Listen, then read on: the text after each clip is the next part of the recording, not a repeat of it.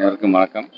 மாண்புமிகு தமிழ்நாட்டு முதலமைச்சருடைய வழிகாட்டுதலின்படி தொடர்ந்து ஒவ்வொரு முறையும் நம்முடைய மக்கள் வைக்கக்கூடிய கோரிக்கையை ஏற்று அந்த மனுக்களை எல்லாம் உடனடியாக நிறைவேற்றி தருகின்ற வண்ணம் எங்களுடைய திருவெம்பூர் தொகுதியை சார்ந்திருக்கின்ற மக்களுடைய கோரிக்கையை நிறைவேற்றுகின்ற ஒரு நிகழ்ச்சியாக இன்றைய நிகழ்ச்சி நடந்திருக்கின்றது. ஏறத்தாழ 11 வகையான திட்டங்கள் துறை சார்ந்து 840 பயனாளிகள் பயன்பெறுகின்ற வகையில் 59 கோடி ரூபாய்க்கு மேலாக மதிப்பீட்டில் இன்றைக்கு நலத்திட்ட உதவிகள் வழங்கப்பட்டது. அரசியல் சார்ந்தவங்க தேர்தல் வருது, அவங்க சொல்றாங்க மக்களுடைய நம்பிக்கையை யார் பெறுகிறார்களோ, மக்களோட நம்பிக்கை என்பது ஒவ்வொரு விதத்தில் ஒவ்வொருவரும் பெறுவார்கள். அதிகப்படியான நம்பிக்கை யார் பெறுகிறார்களோ அவர்கள் ஆட்சிக்கு வருவார்கள். அப்போ செய்தி குறிப்பை நாங்கள் கொடுத்துட்டோமே.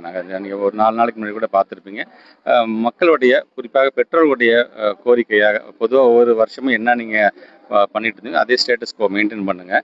இன்ஸ்டெட் ஆஃப் ஸ்டூடெண்ட்ஸ் வச்சு எழுதுறதை காட்டிலும் ஆசிரியர் வச்சு எழுதுறது தான் சரியாக இருக்கும் என்று பெற்றோர்களுடைய அந்த இதை கேட்டு அது உடனடியாக அந்த செய்தி குறிப்பும் கொடுத்துருக்கோம். அது செய்தி குறிப்பு சரியாக பார்க்கல, சர்க்குலர் வரல என்று சொன்னாலும் பத்திரிகை ஊடகத்துறை சார்ந்த நண்பர்கள் மூலமாக ஒரு அமைச்சர் என்ற முறையில் நான் இது போன்ற கூட வாய்மொழியாக கூட சொல்லிக்கிறேன்.